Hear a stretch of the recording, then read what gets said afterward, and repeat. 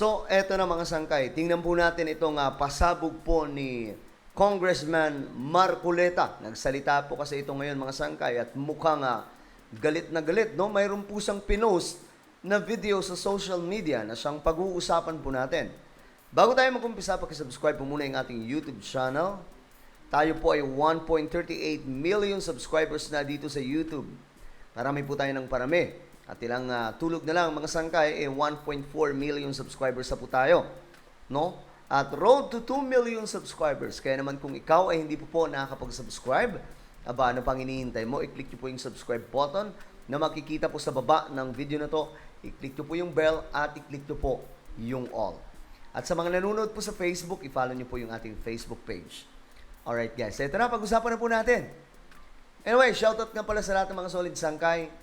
Mabuhay po kayong lahat. Mag-comment po kayo sa ibaba ng video na to ng hashtag solid sangkay kasama po ang inyong mga lugar para magkakilala po tayo dito sa YouTube. Alright? Ito kasi, itong si Marcoleta ngayon, may matinding pasabog, no?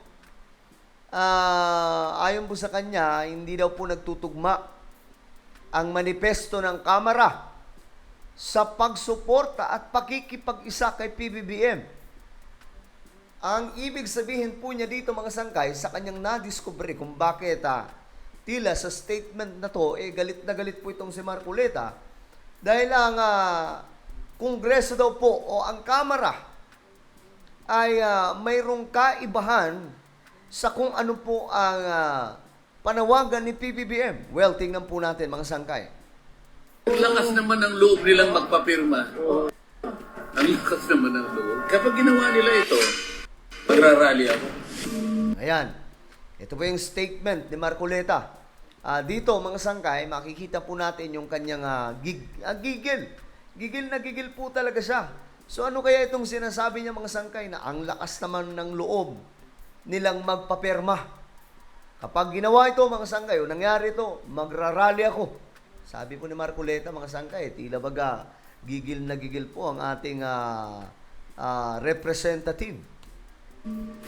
Kapag kung umanap ka ng pirma, ito yung diretsong pagsasakatuparan ng impeachment complaint na hindi nadadaan sa Committee on Justice. Ito'y tuloy-tuloy na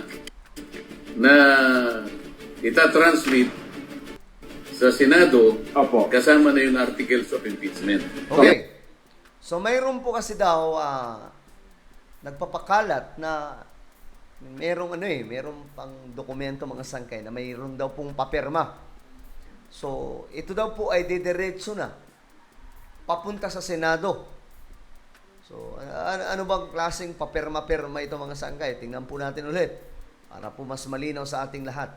Sa katuparan ng impeachment complaint na hindi nadadaan sa Committee on Justice. So, ito ito po ay patungkol sa impeachment complaint against the Vice President na ngayon ay mukhang isu-shortcut na lamang po para po dumiretso sa Senado at magisa na po doon mga sangkay. Kapag kung umanap ka ng pirma, ito yung diretsong pagsasakatuparan ng impeachment complaint Diretsong pagsasakatuparan ng impeachment complaint na hindi nadadaan sa Committee on Justice. na hindi nadadaan sa Commission on Justice. So, saan dumidiretso? Ito'y tuloy-tuloy na Tuloy-tuloy na. itatransmit sa Senado. Mapunta sa Senado mga sangkay. So sa madaling sabi, itong papirma daw po patungkol sa impeachment complaint laban po kay VP Sara, magkakaroon po ng shortcut papunta sa Senado. Opo. Kasama na yung articles of impeachment. Yan ang kinatatakutan ko. Ay itong ginawang manifesto na ito, ay kunwari lang. Ay kunwari lang. Isipin mo. Pinili nila yung mga mabubuting mga salita Opo. Isang deklarasyon ng pagkakaisa, katapatan at paninindigan sa pagtatanggol sa bayan. Opo. Nasaan ang pagkakaisa? Nasaan ang katapatan? Opo. Nasaan ang paninindigan mo nung ginawa mo itong manifesto nito? Gigil na gigil mga sangkay, no?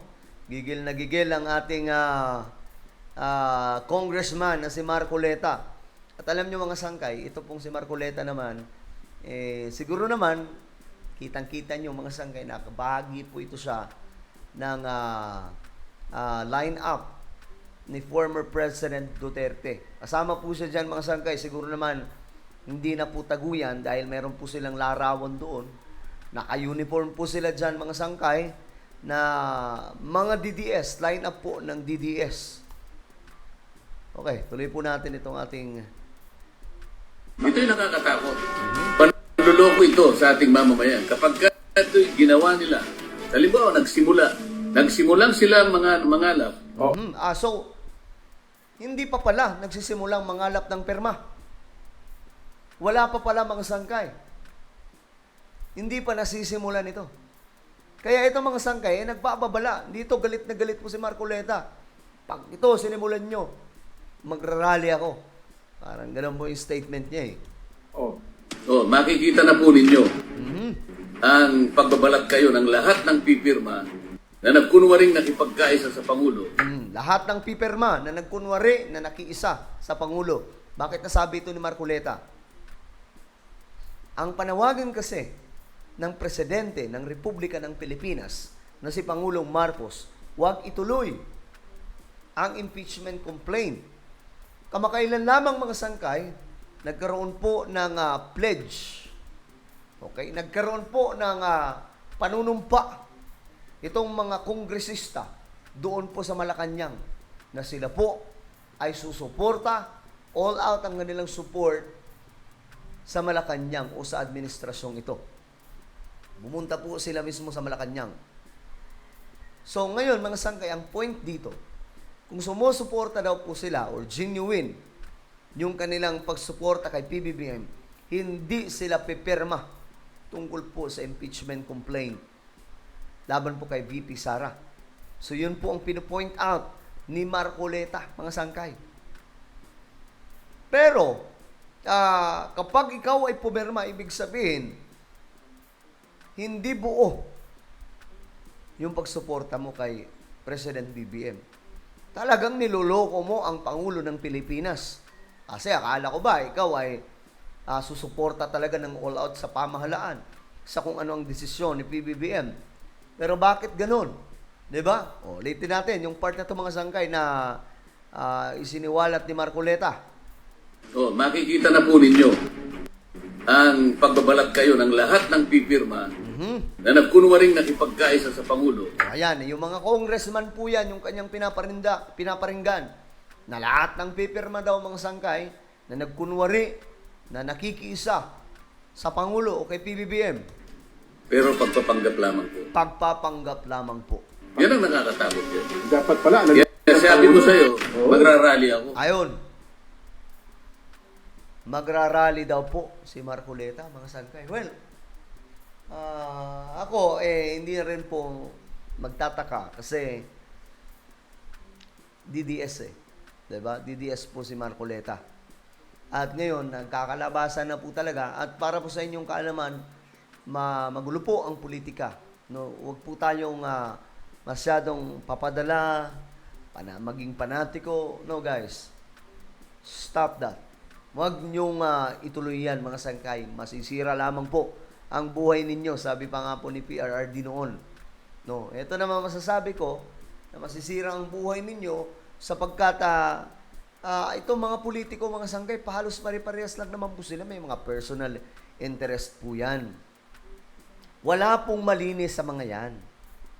Kung kaya tayo mga sangkay, tigilan po natin yung pagiging fanatic, yung sobrang idolize po natin sa mga politicians na akala po natin mga anghel. Wala pong ganun, guys. Wala pong ganun. Most of them may mga personal agenda. Sabi pa nga po, walang permanenteng kaalyado, kakampi sa mga politiko. Ang permanente lamang mga sangkay is personal interest. Diba? Yun yung permanente para sa mga politicians.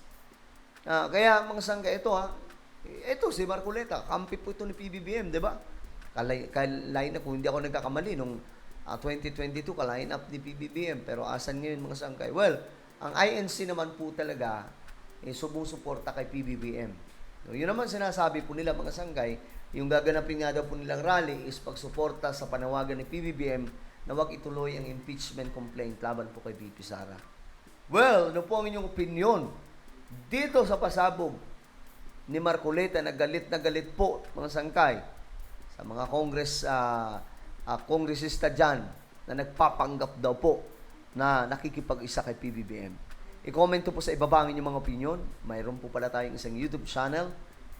Ito po ay Sangkay Revelation. Hanapin niyo po ito sa YouTube mga sangkay. Kapag nakita niyo na, i-click niyo po yung subscribe, i-click ang bell, at i-click niyo po yung all. So ako na po ay magpapaalam. Mag-iingat po ang lahat. God bless everyone.